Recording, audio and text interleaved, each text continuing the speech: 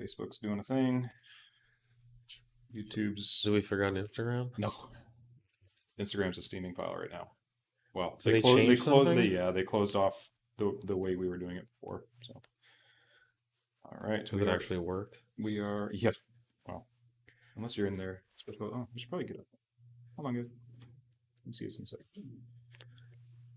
Good morning, everybody. If you're there we go. Just joining us. Are we up and we're verified? Up and doing things on YouTube and Facebook. Okay. Instagram is still, if you're watching this, obviously you found out, but Instagram is not going to be up for a bit. We're working on getting an account change so we can stream differently to that. Yeah, hopefully if you are on Instagram, you're on YouTube or Facebook now. I know Facebook's not as cool, so just bear with us. Welcome to the 034 Motorsport live chat. This is episode 140. Yep. 140. A lot of episodes. A lot of 140 hours. Oh, yeah. Yeah, there it is again. As always, we're here to answer all your questions about 034 Motorsport, products, services, anything related to tuning or automotive. Any burning questions you have, any debates you'd like us to weigh in on, the most controversial topics you can think of, please bring them to us and we will cut through the bullshit to the heart of the matter using science, engineering, and logic. Yeah, simple data is usually where we try and start. Yeah, not common sense, because unfortunately common sense is just the common thing that got us here. Made up construct of... Yeah. The common sense is what got us here to the current misunderstood state of things. But engineering and science can save us, usually. What else? I'm Javad Shadzi. This is Nate Stewart. And submit your questions into the portal of your choice, not Instagram. I'm sorry. And we will begin to answer your questions. We also have an exciting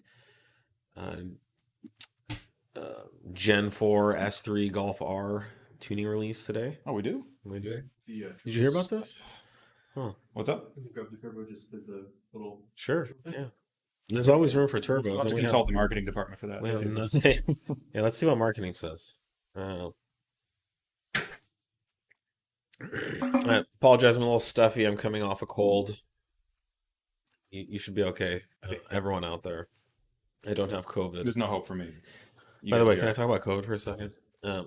I tried calling the pharmacy like a few days ago to get like a prescription, and every place the phone system took me was COVID. Everything's COVID. And it's like... It's the only thing out there right now. Yeah. Like, people are having heart attacks, obesity, diabetes, anxiety, depression, but apparently it's only COVID. All right. So yes, we see some questions rolling in here, I believe. Are these current questions? Okay. Oh, and this is a Continental Turbo from an S3 or a Golf R from an MQB Evo car. Now let's let it breathe a little bit. Turbos like to breathe. So let's see. First question is, hello. My question is for a 2018 TTRS. What stiffness settings would you recommend for your front and rear sway bars to track Sonoma Raceway? I heard arguments for both stiff and arguments for soft, for front, and blah, blah, blah, blah. I wanted to hear your thoughts. What year TT? 2018. The alignment will actually affect that a lot too. It's not just in the bar settings, and it's going to depend a lot on your driving preference. That's a tough one to answer. I mean, I like the rear end to move around quite a bit. So we tend to go fairly stiff on the rear with a pretty neutral toe in the rear as well. So under compression, that'll actually get you a little bit of toe out almost. And that really gets the car moving around. It is a lot more lively, and you've really got to be on top of it when you're driving. Because braking, it's going to wiggle a lot. You get into corners, it's going to feel like the back end's like... Yeah, it's just a lot more movement before it really takes a step. It's less stable. Yeah, it's less. Saying that it's less stable. It's if you're not ready for it, if you don't know what's going on entirely, it can be more unnerving. So I would say work up to, Or unstable. yeah, sure. I mean, you can, yeah, I would say work up to it. So if you're asking these questions, I would probably start soft and just work your way up. The bar is the easiest, adjustment you can make. Yeah, so we Sean, can you double check on any of these product pages? We should be listing our setup, the RS3 setup, which I think is pretty close to Yeah, It's what pretty the darn TTRS close, would use as well. Yeah. people don't like it too much for the streets sometimes. No. This Which is why I mentioned stability. A factory alignment is designed to drive straight down the road with no wiggling or movement and produce, stable turning inputs, smooth, predictable response in the car. What that gives you is a car that pushes, that doesn't really want to turn when it's at the limit of traction. And so when we bought, I think you were around when we bought that Mark IV race car. Yeah. So years ago, like in 2005, 2006, we bought a Mark IV Jetta race car that had been built, and it was racing in Grand Am or SCCA, something like that. And this was a very fast setup. Like I said, it was a real race car, had fully fabricated suspension, complete adjustability, and it came to us set up, just how it was from whatever the last race it was in. And I hopped in it, and we started, and we used to be a few miles away in a kind of a different industrial complex before Tesla moved into Fremont, and Fremont was kind of like a ghost town. So we would go ripping around town doing 100, 150 miles an hour wherever we wanted. Nobody really said anything. And so I went ripping down. I got in the car and kind of went around the block and came down to the drag strip and got on it. And this car was so hard. I'd never driven anything like this. The car would not go in a straight line. It would either turn left or turn right. And so the process of going straight was basically like a closed loop algorithm where it's like left, right, left, right. There was no holding the steering wheel in the center. So it was just going straight was just doing this and sort of just micro wiggling down the street in a straight line. It's because the car had massive amounts of toe out, and I don't know what the rear alignment was, but it was nothing that would make you feel stable. Yeah. Now the car was very fast on track. This all resulted in it wanting to turn, having high levels of grip through the corners and things like that. So the alignment setup that we list on the website, like Sean said, is not going to be enjoyable on the street. It's going to be twitchy, darty. It's not that extreme as what you're describing. No. It's nothing like that. Yeah, it is going to be much more lively. I think this car had like 2 or 3 degrees of toe out, Yeah. which helped it turn because when both wheels were kind of turned to half lock or whatever. Yeah. It resulted in whatever alignment it is. Huge compromise. And on a racetrack, you don't really care about going. No, and you can watch these on most like front wheel drive or most touring car setups and whatnot. You watch those guys going down the straight, and those cars are just like they're darting, they're moving. Like there's never just a simple locked in straight input that gets them down the straight. But a lot of this comes down to what you're comfortable with, and by going really stiff in the back, the car will want to turn or oversteer. Especially when you get off the throttle or you get onto the brakes or anything like that. That can be very uncomfortable and unnerving depending on what your driving level and skill is. For really, really good drivers, you're basically driving the car in a constant state of being out of control. The car is literally in a controlled slide. And if you put anyone else instantaneously in the driver's seat, in any of these races you watch where these guys are flying through corners, you put average Joe Schmuckatelli in the seat, you teleport him into the seat, and the car's literally just going right off the corner and crashing because these drivers are keeping the car in a state of the limit or just past the limit of adhesion or traction for the tires. So ultimately, play with these settings are adjustable. Play with them if you'd like to find out what you like. I would always recommend starting soft and then going stiff. Yep. Particularly at tracks like Sonoma. Yeah. It's it's a technical track that doesn't have a lot of forgiveness in a lot of key areas. So yeah, generally err on the side Yeah. of if you're not sure what you're doing or you're not sure of the car, you're still learning the setup. Like I said, work into it, and yeah, it, But contrary to popular belief, what's fast on track is not what's the stiffest. It's yeah. actually very softly sprung and very compliant suspensions have a lot of grip and traction. So this kind of boy racer idea that you just put everything to full stiff, you go bouncing around the track. Well, it's going to depend immensely on your tires, and tires alone will dictate spring rates quite a lot. Yeah. Just the way you're able to load up and transfer the energy into the tires and the sidewalls. Yeah, in fact, about half of the spring rate in the suspension is in the tire, of what the car needs for compliance. A lot of it's in the tire. My guys, hey, bro. Good morning. Will you guys ever go back to a phone customer service number instead of waiting email communication? Get feedback from customers about it and personal experience as well. I mean, we do still do phone. We do phone support. We don't actively take incoming calls immediately because we just don't have an open phone line. Yeah, there would be, I'd say 99% or more of our inquiries is a one email reply or one or two email reply in exchange, and it's through, and we're dealing with hundreds of those a day. To get through hundreds of the incoming phone calls a day is just we would have to have a whole call center set up for this. It sounds like this is a dealer. If you're a dealer, we do have a dealer hotline. We have a dealer. Call. Yeah, we have a dealer line. And you can always call your wholesale rep as well. Yep.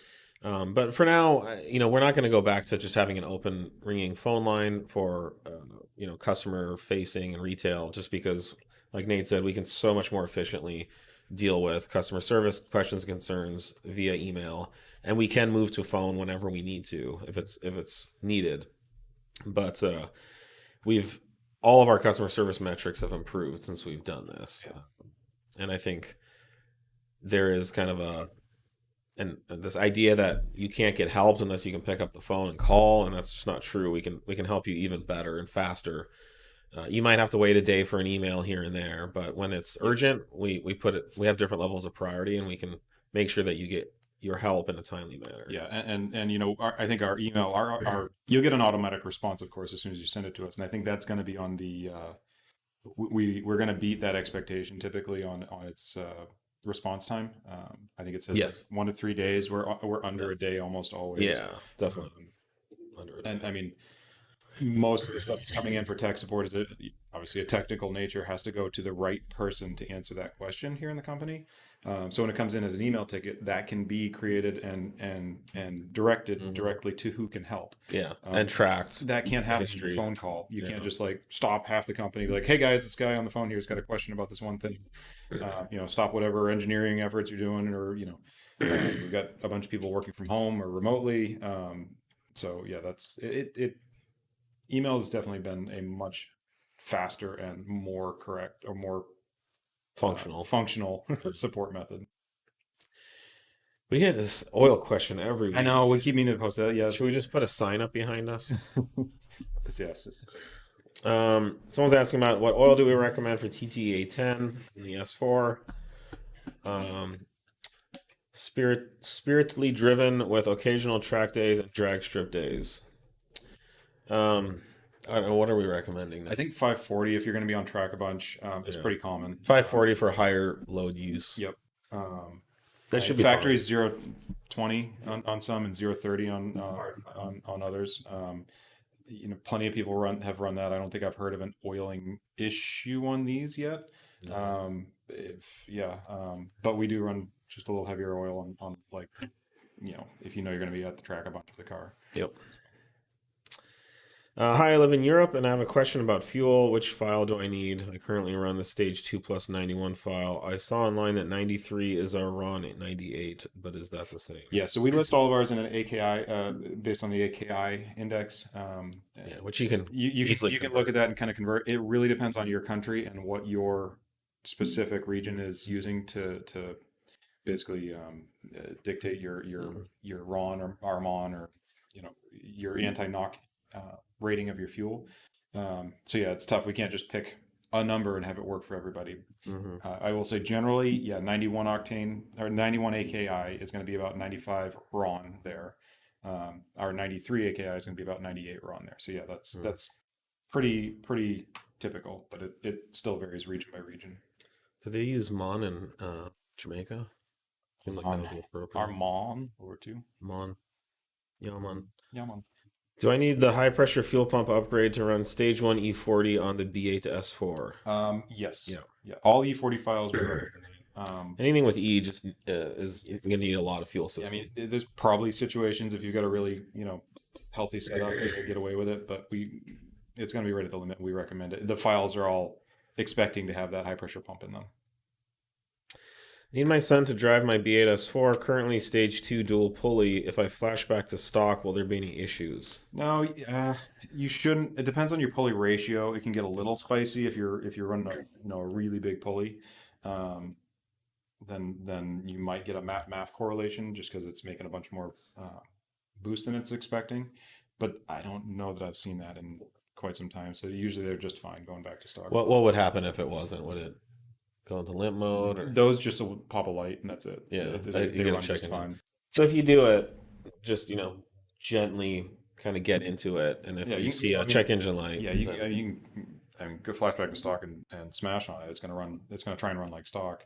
The question is, can it bypass enough of the? It should be able to bypass plenty to get down to stock levels. Yeah, so give it a try. But if you see a check engine light come on, then it's not. I mean, I say smash it, but you should be able to floor it, and it shouldn't be any ill effects. It is going to be a higher air temp than it would be even if it were stock, because that supercharge is just churning that air up, a bunch more than what the stock. But just I guess is this just a test drive, right? Or is this a long term? If it's a long term thing, you should convert back to stock. The correct configuration. Yeah. But if this is just to let your son drive it to see what it's like to drive a stock S4, then you should be okay temporarily. Concerning Audi A6 CREC tune, I have seen some problems with an ignition cut.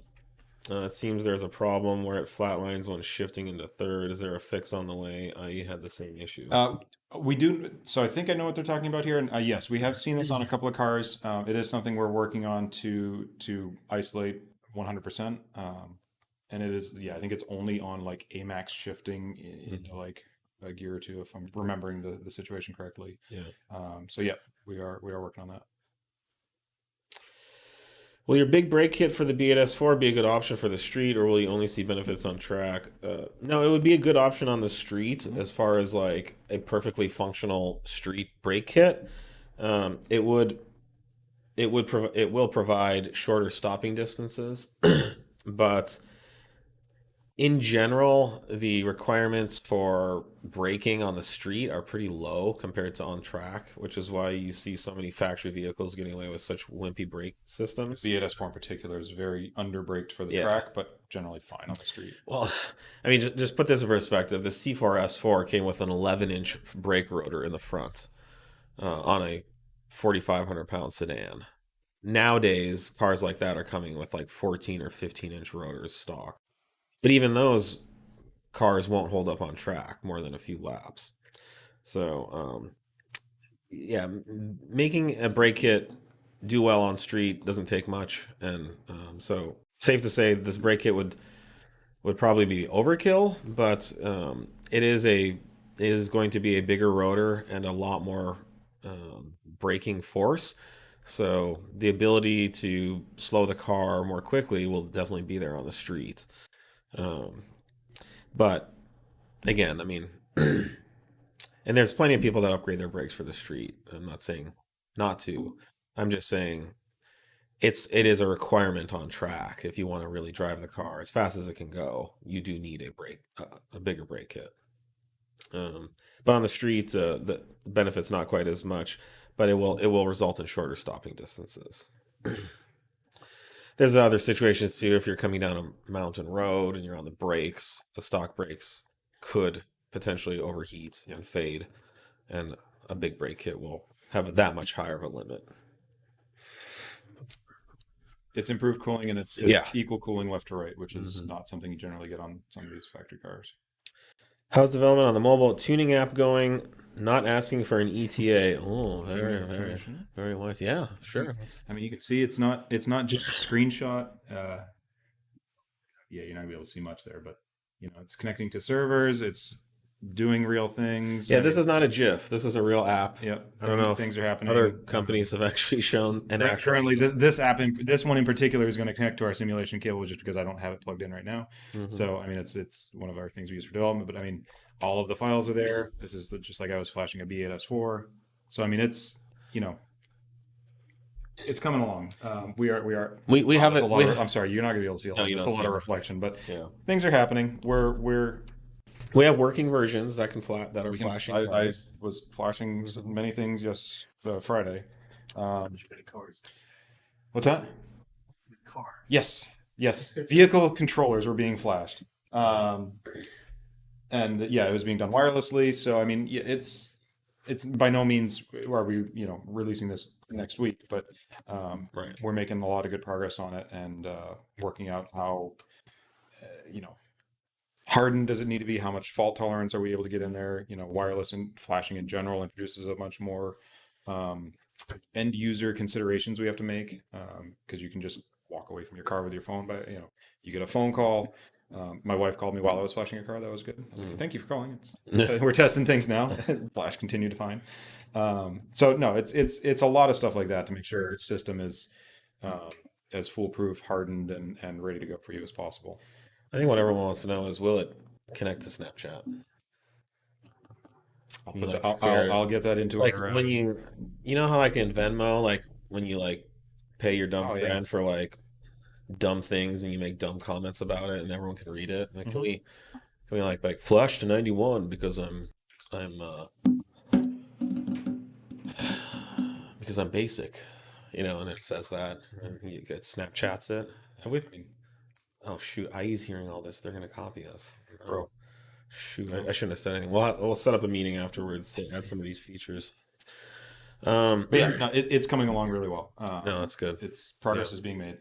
There's a lot more hurdles and things are not as standard as they are if you're just dealing with like a Windows laptop. You've got 500,000 different Android phones you're trying to work with, tablets. You've got phones and iOS devices and iOS phones and iOS tablets and then Macs, and so all of that is being worked on in parallel. So follow-up question: will my current dongle/cable work, or do I have to wait until it's released to purchase my tune? It's going to depend on exactly what version of the cable you have. But current cables that we're shipping, current cables can work. We have a next gen cable coming that it does even more. So we'll work in to see exactly, from launch, if we'll be able to turn on the current cable, as fast as we're going to be to the new gen. That's still in flux to see, how well we can smoothly release this. The idea is most of the current cables that we have out there should be functional. Yeah, that's the idea, and whether it's just a question of whether we do that right at launch. There's just a lot less resources available on what's being shipped right now versus what we're building right now. We will be releasing a new cable soon, which does all the same things as our current cable, but since it's a newer generation and has more functionality and more updated. This is a chip that just came out. It's just got a bunch more horsepower on board that's available to us. Actually, last year IE said that our cable was old and outdated, so we decided to make a new one. Thanks for the feedback, guys. But our goal, it's not good for us if we release this and it's not compatible for any of our customers. So we are working hard to make sure that as many current customers' cable will be compatible. There will be some customers who have cables that won't be compatible, and we will offer a compelling upgrade program. And we're doing everything we can to make this as universally compatible as we can. So to the point where we're writing actual Android USB level interfaces, so that even those that don't have a like Gen 1 cable can in theory flash through the USB interface on a lot of Android devices. So we're doing what we can to make this as inclusive as possible, so you don't have to go buying any more cables. That said, the cables aren't that expensive, and you're going to get a bunch more features as we keep updating it. And just think about how many different phones you've had in the last 5 years or 10 years. Yeah. You know? Unfortunately, technology does move Mark forward. is on. Yeah, and so things do become future dated. Yeah, they're not future proof for sure. Yeah. But no, we're doing everything we can to include as many as possible in all of these updates. Can I drive with a 207mm pulley while still on stage 1 tune? Currently waiting for you guys to put the credits on my account. Thanks. Same answer as we had before, basically. But yes, you can. Those credits will probably be on your account momentarily, though, being that it's now Monday. So you should get it today. For sure today. TTE810 on E60 file is absolutely insane. yes, it is. It is. I passed my friend while on the highway, and he said the spool sounded like a jet when I passed him at 1xx miles per hour. Corn emoji. Yeah, the 810 cars are fast. Like, there's not much else on the street that's going to hold a candle to them. I mean, no, I don't think so. We're almost 9 seconds full weight right now on a fully street prep. Yeah, street prep. Like, there's no prep. It's just it's a car. Maybe some of the really fast electric cars, you know. Oh yeah, no, yeah. But I mean, you're talking about $200,000 plus a normal electric cars. 99% of the cars out there that you're going to come across is not going to hold a candle to it, and it's not even like it's not just even close. It's just 9-second cars are not rolling around on the street still. Yep. On a 2023 S5, could I run a stage 2 tune if I installed all the stage 2 required hardware except the downpipe? I'd like to keep my stock cats. Nope. Run the stage 1 file. That's what stage 1's for. You will get more. You'll get. You're not going to get any more power by running the stage 2 file. No. The stage 1 file with an intake and intercooler is going to get you almost all that stage 2 power just as it is anyway. That additional little bit is just due to having the cats in there. And if you're not racing the car, if you're on the street with it, you just run the stage 1 file. That's what it's for. The point of stage. The point of stage 2 is to support the running of a high flow cat. Yeah. So since you're not running a high flow cat, you don't need to support that. There's zero benefit. The power adder is the cats, not the stage 2 tune. Right. So I think there's a kind of a fundamental misconception that the stage 2 tune does something better than the stage 1. It doesn't. It just supports the high flow cat, which is the thing that adds the power. The tune just supports the high flow cat. And we've said this a bunch, and it's a tough thing to quantify, I guess. On our website, we would have to do like every iteration of mod and list all these horsepower charts, and it can lead to some confusion. But when you add the intake and intercooler to a stage 1 file, that gets you really close to what our published stage 2 it's already. like 10 horsepower. The cats don't get you much at all. And I'm actually glad to hear you want to run the stock cat. Yeah, that is the right do. way to go, especially you're sounds like you're a street driver. Stage 2 is really a racing file. It's only legal or approved for racing use. Yep. So run the stage 1, keep the stock cat. You're going to be running perfectly clean. You'll be compliant, and your car will be just as fast. I mean, it's literally like 10 horsepower difference or something like that. I mean, the factory cat's this big around. You can move a lot of air, even through that brick. You can move a lot of air through that. Product update question. Oh, you notice it's not a release update. It's just a product update. People are getting very clever about navigating. Updates. Is the newer intake still coming for the S4, S5, B9, B9.5? Yes, it is. It's called the Super Duper intake. It's big, gnarly, and it's coming. And it will be very affordable as well. We just did the pricing exercise on it. So stay tuned. I don't know when it's going to be released, but definitely in the next few months. It's going to be a great option for anyone who's looking for pretty much the highest flowing intake on the market at a very reasonable price. The goal of this intake is to prepare us for like kind of the 1,000 horsepower era of B9. Whatever happened to the Time Attack S4 and GTI, and will you ever build something like that again? So the Time Attack S4 we sold to a gentleman in Colorado in like 2013, maybe God, was it that long ago? something like that. Holy cow! 2015 at the latest. Oh, because we moved here in No, we moved here in 07 or 07. No. Yeah. Holy 07. cow, We my opened brain- service. My brain is okay. Maybe We it's when opened we took service in nursing or 2011. something. Okay. Anyways, that car was sold about 10 years ago, and so was the GTI.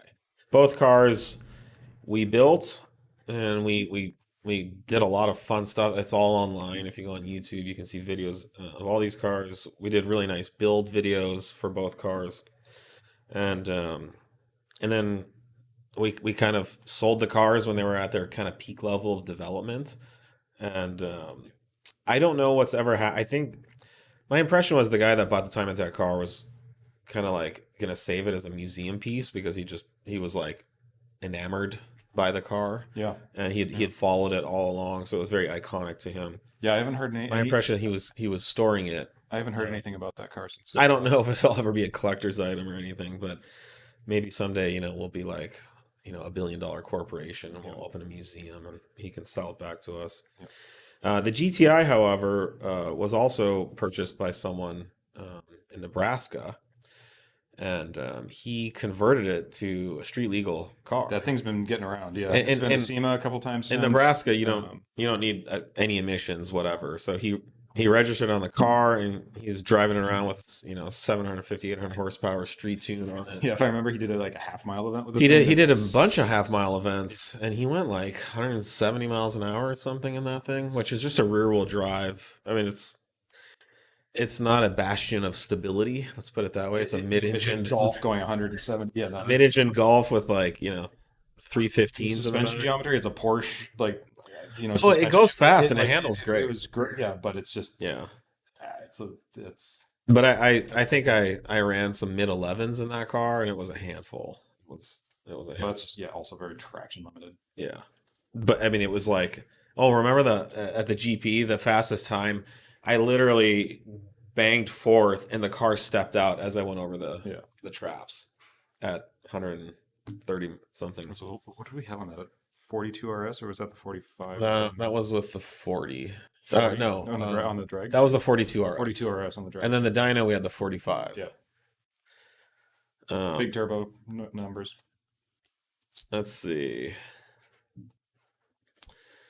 Are there any future goals for going even higher than the horsepower and torque numbers than TTE810 or Pure 750 for the B9 series? I will say, there's more coming.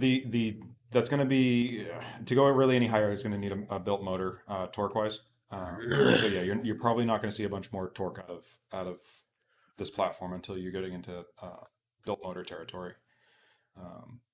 Yeah, the motor is the limit right now. Horsepower is very dependent on what the turbo is going to flow. So the 750 is coming up soon. So we'll have more information for that. Very interested in stock cat tuning or emissions. Sorry, I jumped that up. Friendly tuning with hybrid turbo. We get tested here every other year for emissions. Yeah, we're working on stuff. We would like to have some stock cat file support for the stage 3 turbos. Yep. It's just a matter of engineering priority, but it's something we support, we want to provide, and it's something we believe in. I mean, I really wish we could all just make it work with stock emissions stuff. And thankfully, you can still make a ton of power with the factory cat.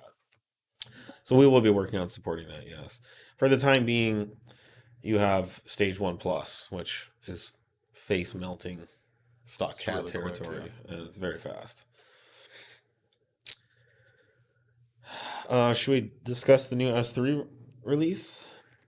Sure. All right, so we're excited to release our Mark 8 Volkswagen Golf R and 8Y Audi S3 EH888.4 2.0T Dynamic Plus ECU and TCU tuning today. It is currently live on the website, and we're doing an introductory 10% off discount for a limited time only.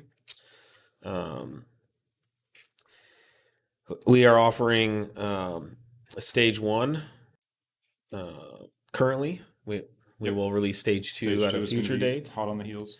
And we currently support 91 octane, 93, and E85 with this tune. And then as far as our TCU, we are offering a stage 2 TCU. Stage 1 will be same as before. Available with the ECU file. Stage 1 will come with it, and it's what a lot of people refer to as a patch file, which simply raises the torque limiters in the TCU to allow the ECU to make more power through the engine. Yep. This is the way the factory does it. This is the right way to do it whenever possible. Yep. The TCU is actually what limits the peak power and torque of the engine, not the ECU.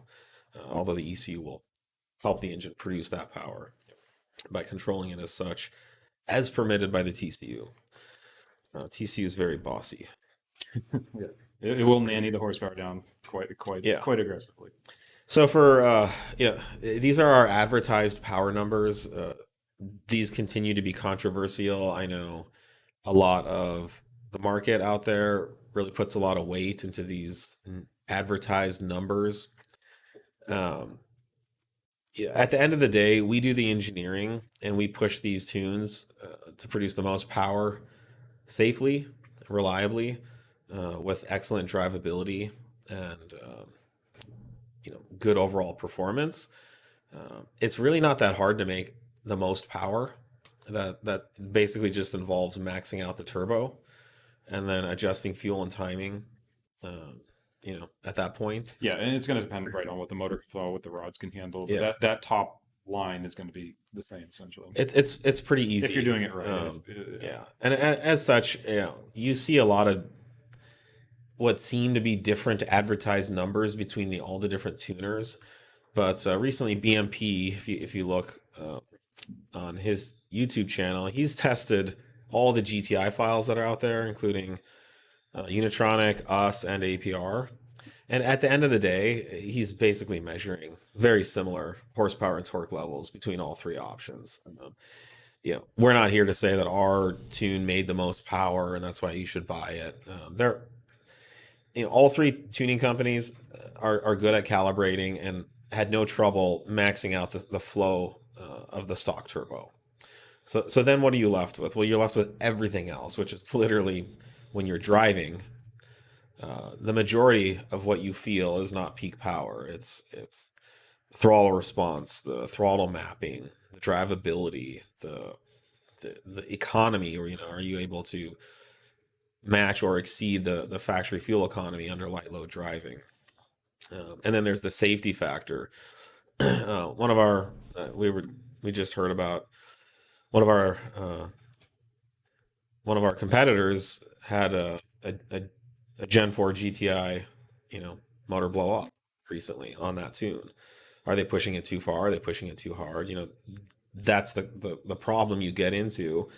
And God forbid, you flash your car and then now you need a $20,000 motor job. That's not what we're here to do. We don't want to put any of our customers in that position. So with all that said, and you can see all this on our website if you go to the website and pull up so everything's up. Yeah. But stage 1, we're advertising a peak. These are crank numbers of 408 horsepower and 374 torque on stage 191. Stage 193 is 427 horsepower and 402 torque.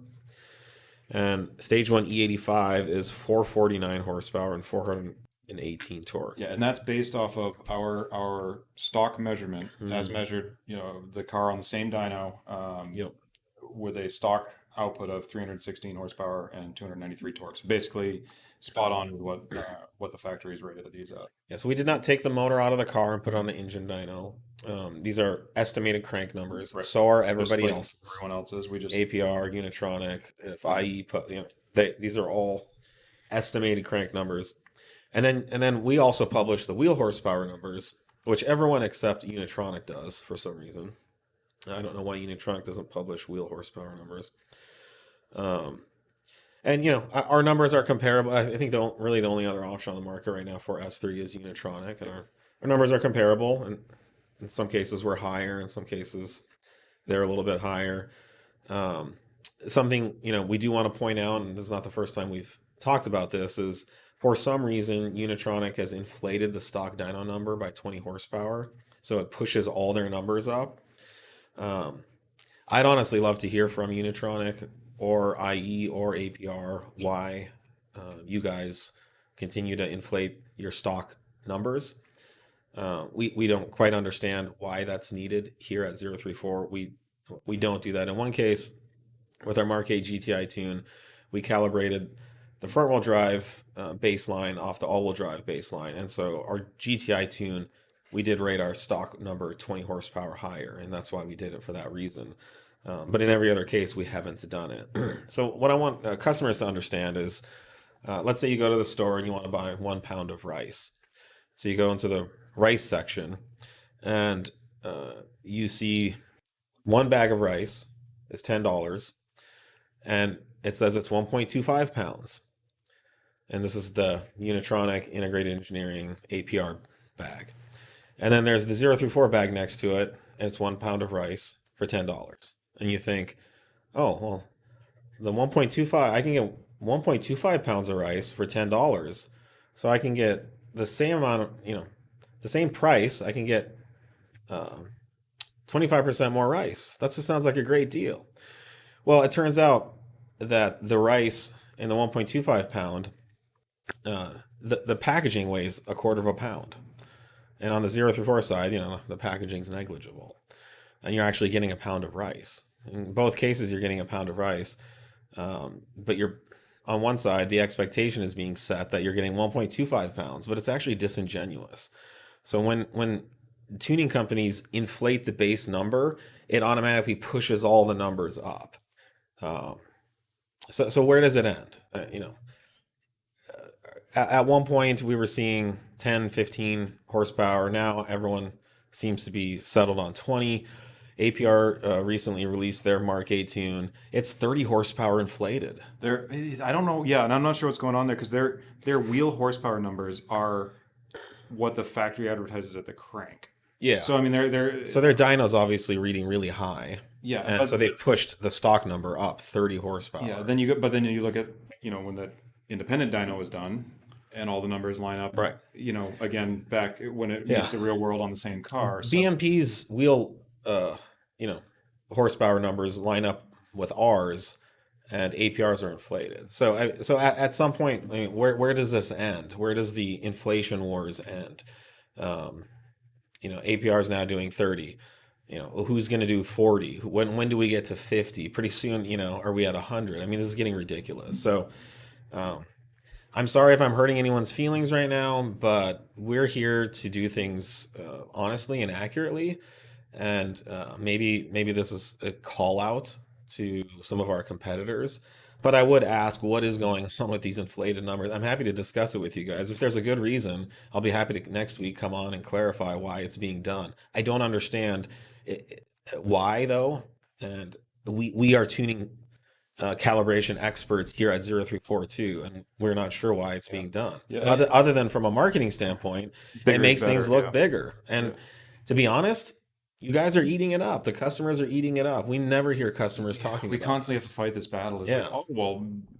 So-and-so tuner shows, 12 more horsepower, 20 more horsepower. Well, it's a bunch of people, coming out of the store saying, I got 1.25 pounds of rice for the price of 1 pound. And it's like, no, you didn't. You just got some extra packaging, that you can't use. Yeah. So, you can see, and that's why we publish wheel and our crank numbers. And you can go back through our history of calibrations. Those numbers, they don't change much from car to car. You can figure out the percentages and see that it's a very reasonable amount of drivetrain loss that we calculate in there. Inevitably, we're going to be compared to Unitronic out there in the groups. Now, yeah. We know how this goes. So anyone who's comparing our numbers to Unitronic's, if you take a look at their site, I don't know what's going on, but for example, they will list. I think on their stage 293 tune, they list plus 135. No, it's the 1 Plus. Well, the 1 Plus is 140. Yeah. But I think even a more egregious one is the stage 2. I actually didn't look at that one. The stage 293, I'll pull it up if you want. So they say plus 135 horsepower, But if you go look on the charts and you look at their stock dyno that they publish and their number, at no point do you see plus 135 in there. I think the most you see is about 100. So they've also added these plus figures, which are designed to say this is the peak power you gain from this tune, but nowhere on the chart does it show it. So I thought stage 2. Oh, let me. Go to the one that says plus 135. It's just the 164. Okay. Well, that one's 164. Wow. Yeah, But I mean, you could just look at the graph. You know they're 50 horsepower line brakes, and nowhere do you see that amount of gain. So again, we don't mind being compared. We don't mind if you look at all the numbers and you choose someone else's based on them, but just make sure what you're looking at is accurate. And feel free to pick ours apart too. Yeah, please do. Yeah. And if there's an issue, we will correct. Yeah, this is the same 30 horsepower delta. They were, I see what you're saying. Yeah, and so their claims are wildly off from what they publish. It doesn't make any sense. So, but I think a lot of people are probably reading it and saying, "Oh, plus 135." How many people actually pull up the chart and try to figure out?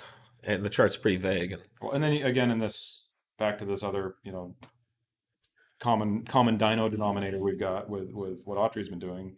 It all has been. Yeah, it doesn't come out in the real world, I guess. I think what Autry's done has been very good, and that's why we've been a huge supporter of it. We sent him our tunes whenever we've had them right off the bat for him to test.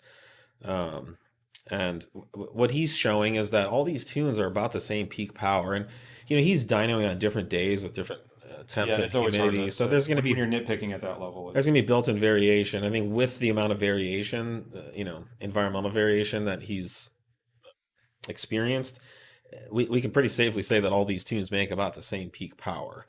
So if you know that these tunes are all going to give you about the same peak power, then as a consumer, what are you left with as a decision maker? Because if your decision maker is, I'm going to buy the company that says it's the highest, well, anyone can say anything they want. We could go right now on our website and bump all the numbers up 20 horsepower. We didn't, well, we could. Would you think that you're getting 20 more horsepower? Or are you just getting a quarter pound of packaging? So anyways, I'm sure there'll be some fallout from this. I'm happy to address it if anyone's concerned. Yeah, it's not like we're not trying to be controversial or we're just... It's controversial. It ends up being that way. Yeah. But this is just, obviously the world we live in. But when you look at the stock numbers, the factory published Volkswagen Audi numbers, those make sense as to what we measured off of our dyno. So, I mean, we don't have a lot of reason to go pushing them higher than that. Yeah. I mean, we would have to do like a 40 or 40% correction factor on our dyno to what these other, crank numbers are from APR. And from I think what's controversial is false advertising or claiming, false information to kind of trick customers into making a purchase. What shouldn't be controversial is calling it out and asking why it's being done. So I think to Nate's point, what we're doing isn't controversial. The question is, why are our competitors doing this? So anyways. Yeah, and like, the GTI example from APR, the thing made, according to their dynos, their wheel horsepower dynos made the factory crank numbers at the wheels, which is, I don't know when you step back and say like, maybe our dyno's reading a little high. To be fair to the factory S3 AYS3 stock published horsepower number is 306 horsepower. Yeah, there's a little bit of discrepancy. The Volkswagen publishes 315, Audi publishes 306. They're the same calibration. Golf R is 316, S3 is 306. They're the same exact engine with the same exact calibration. Yes. So we have just gone with the Golf R 316. Well, so that's what lined up. For anyone that wants to accuse us of inflating S3, sure. For some reason, Audi is derating that power level, and they probably have a good reason. Calibration's identical. Yeah, but it's the same engine, same calibration. Same ECU between them. And they make the same power between the two cars. They're different exhausts and stuff like that, but the exhausts are very free-flowing. Yeah.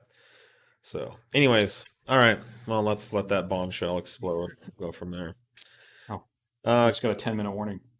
We got 10 minutes. All right. Can you explain the benefits of a stage 2 TCU tune outside of wide open throttle AMAX bursts for a B9 S5? Everything else. It really does transform. And you can read the reviews on and feedback that our customers have given to kind of.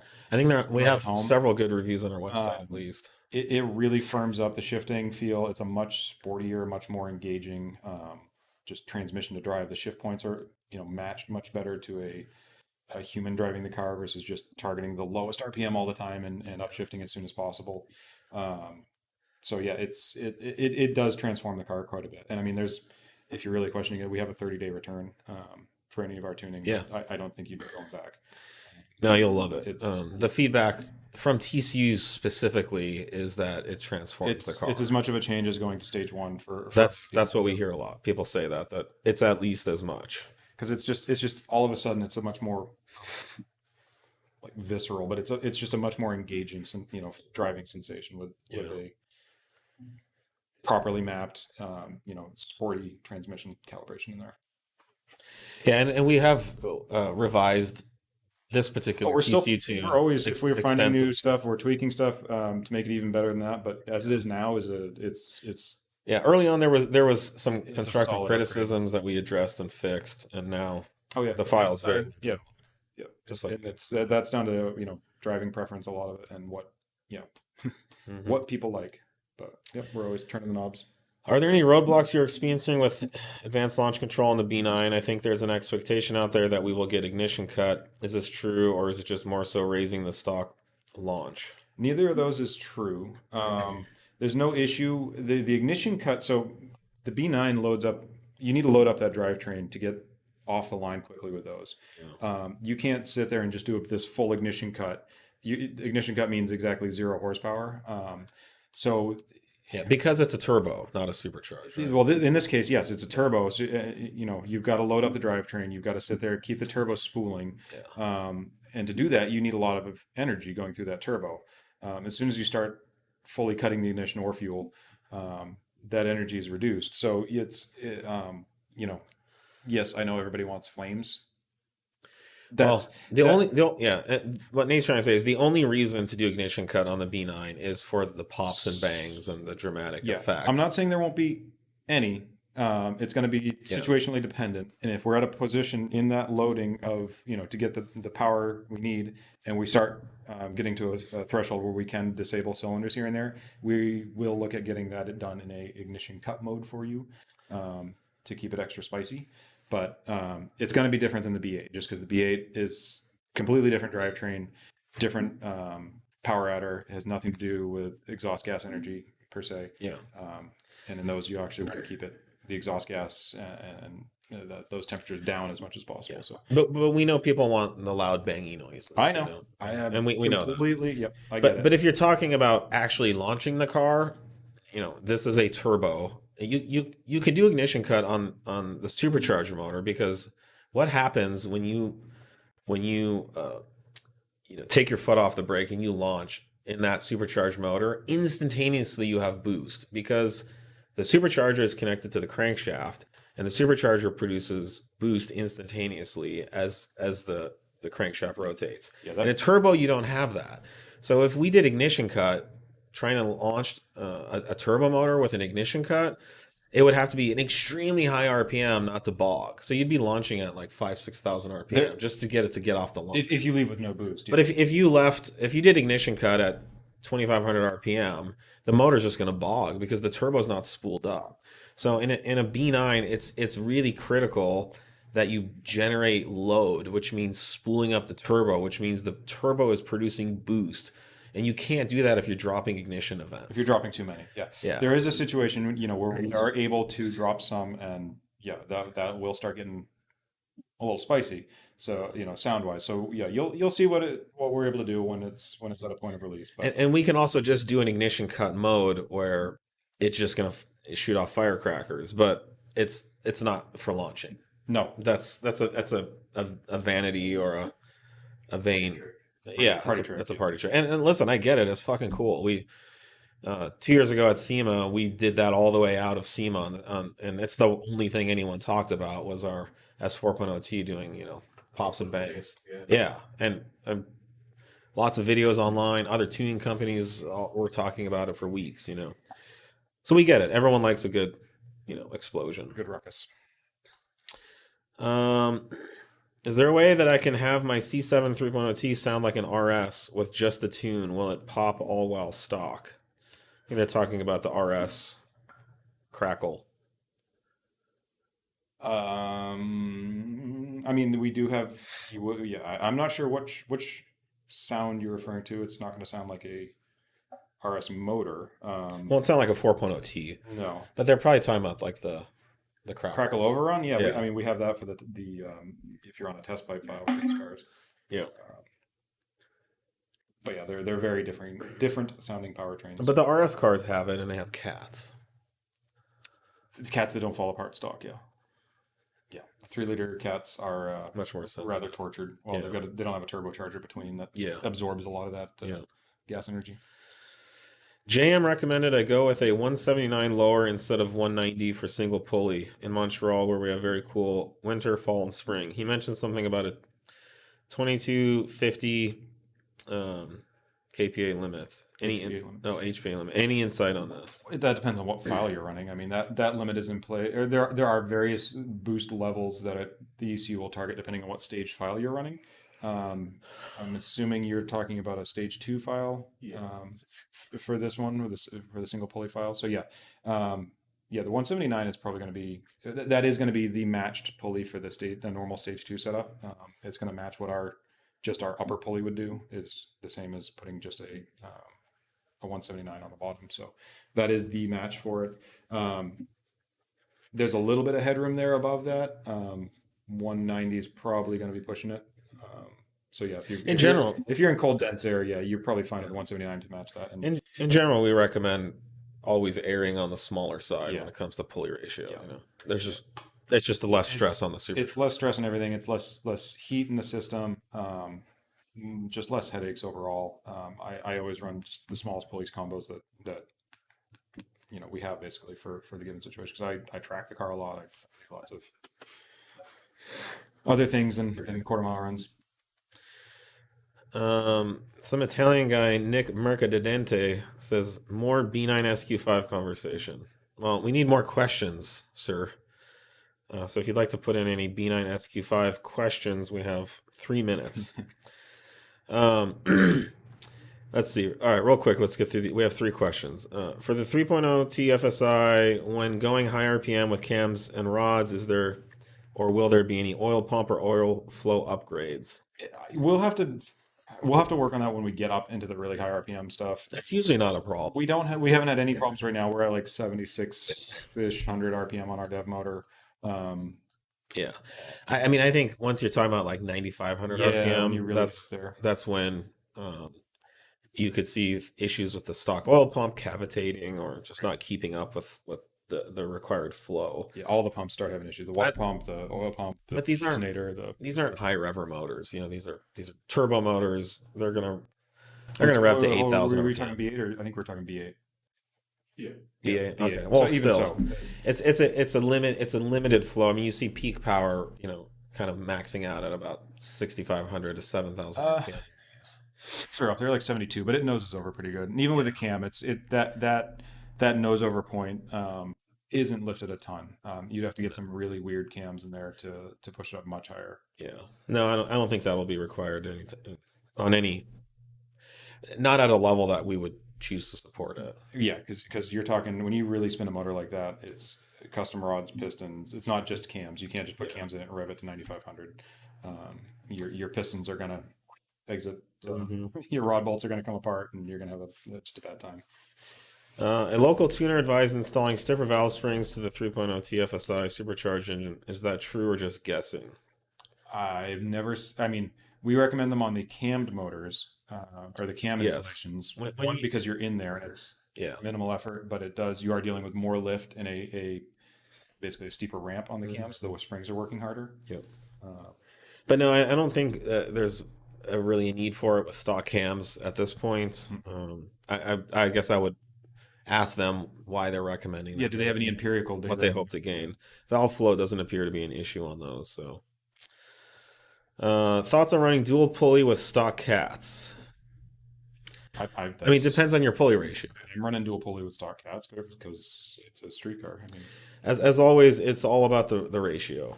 Yep. I mean, I've been running it all the time. Stock is dual pulley. Yeah, technically, right? Yeah. You've got two pulleys driving that supercharger. Yeah, it's always dual pulley. So now the question is, what pulleys are you running? And also, ratio is that? what fuel are you running? If Yeah. you're limited to 91 octane, dual pulley is going to be a hard world to live in. A dual pulley upgrade is going to be a hard world to live in.